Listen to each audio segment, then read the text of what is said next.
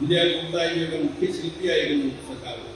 അവസാനമായി 2024 ഓഗസ്റ്റ് 4-ന് കരുനാഗപ്പള്ളി ശ്രീധരീയം ഓഡിറ്റോറിയത്തിൽ പാർട്ടി മേഖലാ ജോലിയിൽ റിപ്പോർട്ടിംഗ് നടത്തിയതായി. ഇതായിരുന്നു സഖാവിന്റെ കേരളത്തിലെ അവസാനത്തെ പരിപാടി.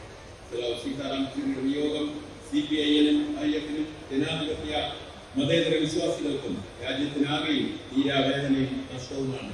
അദ്ദേഹത്തിന്റെ വേർപാടിൽ CPIM കൊല്ലം ജില്ലാ സമ്മേളനം അഗാധമായ ദുഃഖവും അനുശോചനവും രേഖപ്പെടുത്തുന്നു.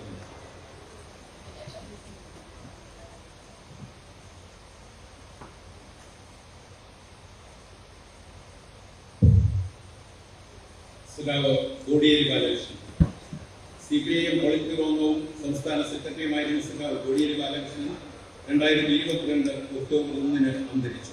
വിദ്യാർത്ഥി കാലം മുതൽ ആരംഭിച്ചതാണ് ശ്രദ്ധേയമായ അദ്ദേഹത്തിന്റെ രാഷ്ട്രീയ പ്രവർത്തനം. 75 ജൂൺ 25-ന് രാജ്യത്ത് അടിയന്തരാവസ്ഥ പ്രഖ്യാപിച്ച ദിവസം തലശ്ശേരിയിൽ പ്രകടനം നടത്തിയതിന്റെ പേരിൽ പോലീസ് അറസ്റ്റ് ചെയ്ത് ക്രൂരമായ മർദ്ദനത്തിനിരയാക്കി. പ്രകാരം 16 മാസക്കാലം ജയിലിലടച്ചു.